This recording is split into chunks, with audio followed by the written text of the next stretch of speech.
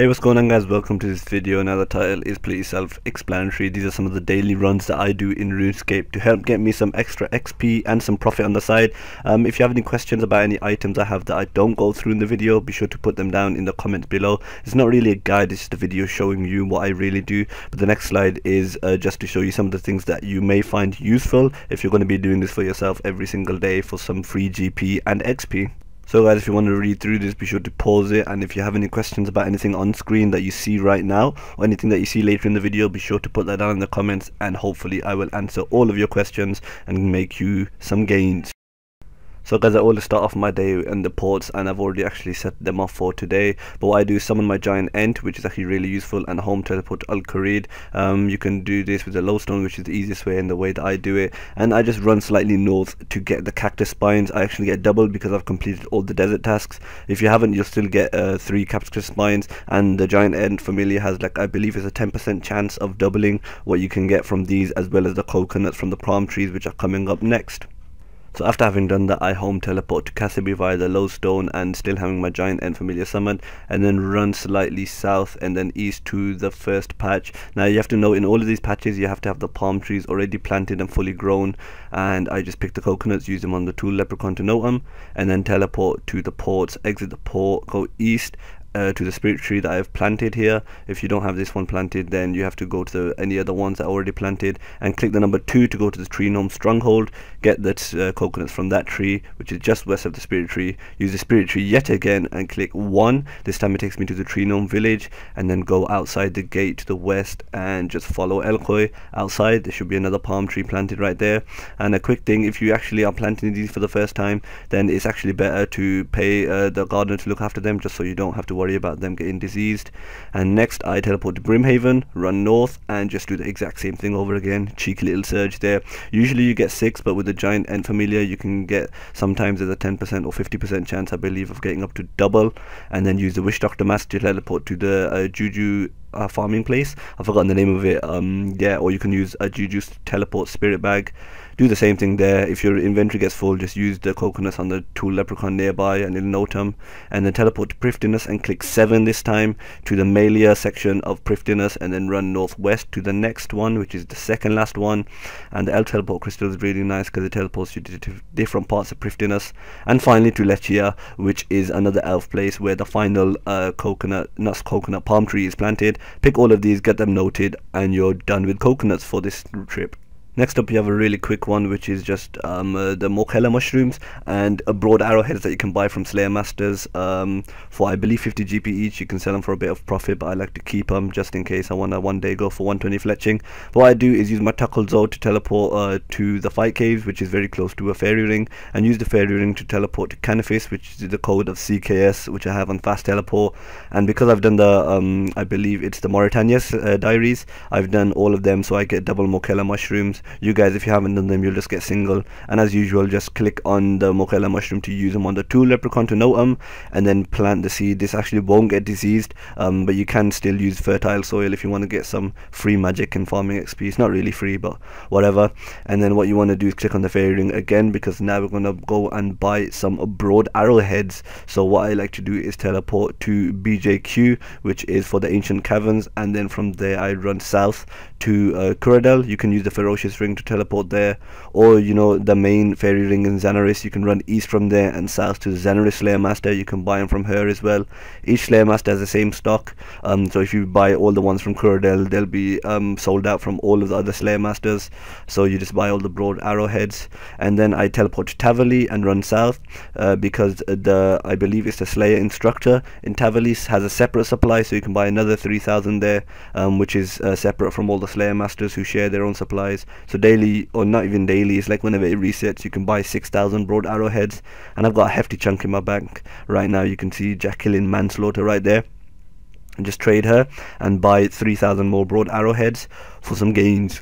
So next up we have what is definitely the longest part of this video, which is the farming run clip. So what I do first is teleport to Trollheim and then run all the way around. It's actually very nice to have the chipped house tabs from the love story quest, and I believe you have to have done Edgar's Roost as well to teleport to Trollheim. And then you just run all the way around the mountain. Just watch the video to know where to go. This is where the magic secateurs, the ectophile, the fertile soil spells, the green fingers, and the juju farming potion come in handy.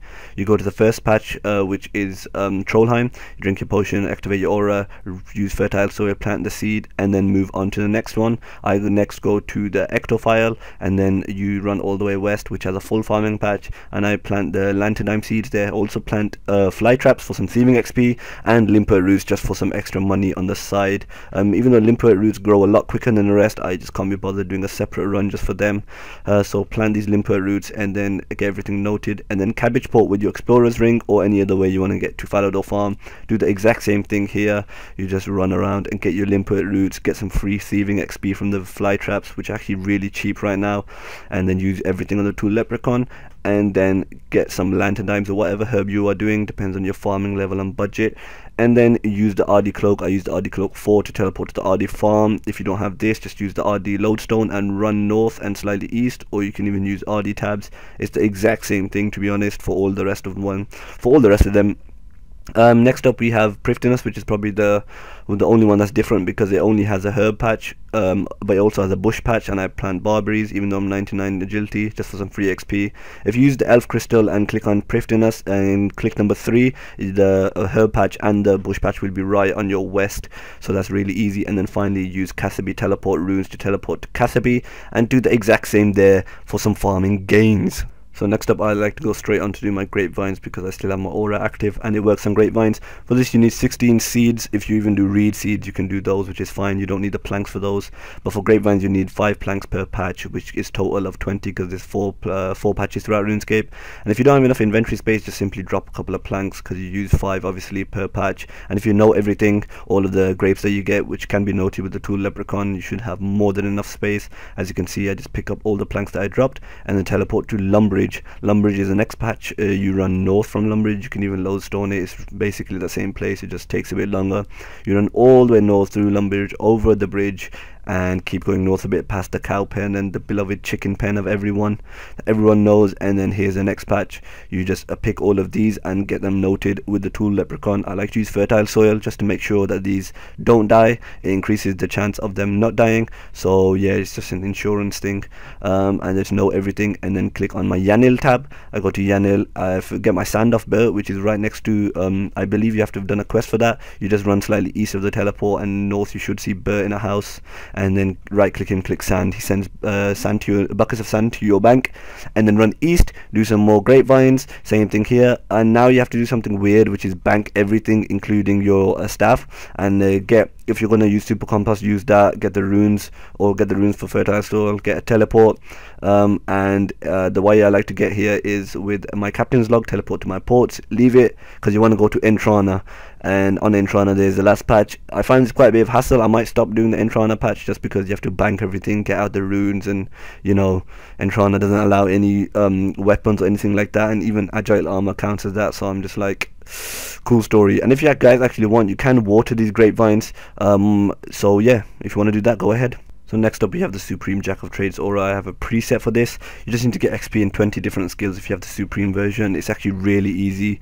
If you guys want me to make a separate video on my preset and what run I do, then be sure to put that down in the comments. I'll definitely make a quick video on that. I'm just showing you really quick. This is one of my dailies. For I believe I get 22k divination XP at level 96 for free every single day just by doing this run that takes around 2 to 3 minutes. I just run around in Varrock and then end up in Barbarian Village, do a quick mine there, and then try to do a cheeky little escape, and then do a fish there, or I fail. Yep, just fish something and then teleport to my house, use the Amulet of Glory to teleport to Edgevale, and make sure that my combat style is on balance so I get all the XP from all the 3 different skills. Pickpocket this guy, use ranged on him to kill one, range melee on another one, bone crusher crushes the bones and all that good stuff. Go get some free XP. If you guys want a detailed video about this, be sure to put it in the comments and I'll definitely make that for some gains. Next up we have what is definitely the easiest part of my daily runs. I get my Wicked Hood, which is been activated with an Omni Talisman, so I get 175 pure essence per day for free, because I've also got all the other wicked items. Teleport to the nature altar. I am 99 rune crafting, but at level 92 you can get double nature runes, and I just take out all the pure essence from my Wicked Hood and just make that every single day. At the end of this video you'll see just how much I've managed to make for free. I've got none of those the ones in my bank from drops. I haven't bought any of them. I've made them all by myself, so this is a nice little thing to do. Even if you only have 82, you can make double astrals, which is still pretty nice profit, or any rune you want really.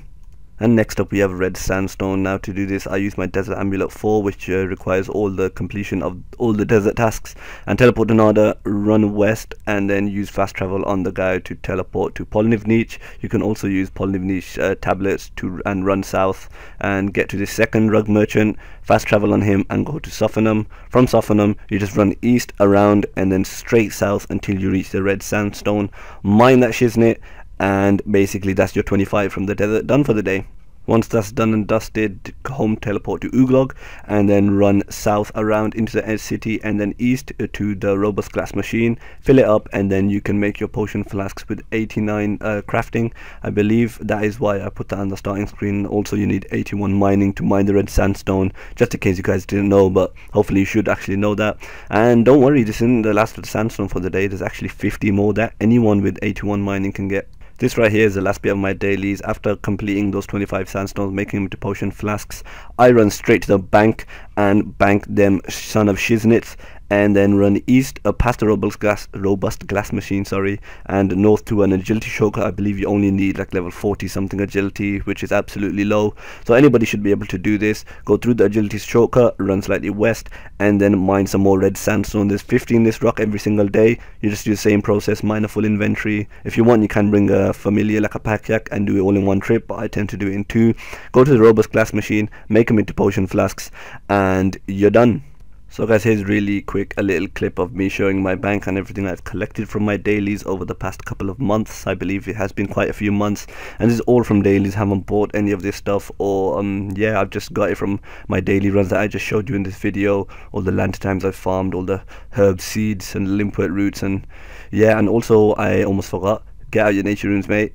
There we go, he's remembered. I've got like over 70k nature runes that I've made myself.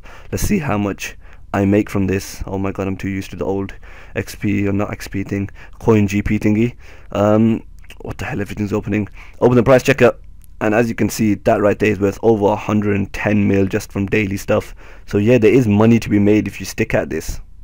So that's going to be it for this guide, guys. I hope you did enjoy it, and I want to apologize if some of you thought that I spoke way too fast. A lot of my friends in real life tell me that I speak way too fast, but even if I didn't speak that fast, this video was going to be like 20 minutes long, so I guess you got me to thank for that. Unless you like longer videos, then you're going to hate me.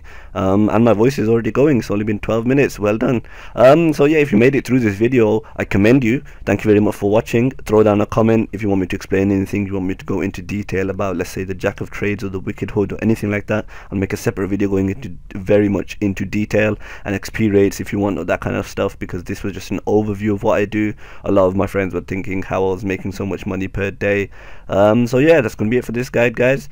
As usual, comment, rate, and subscribe. Peace out.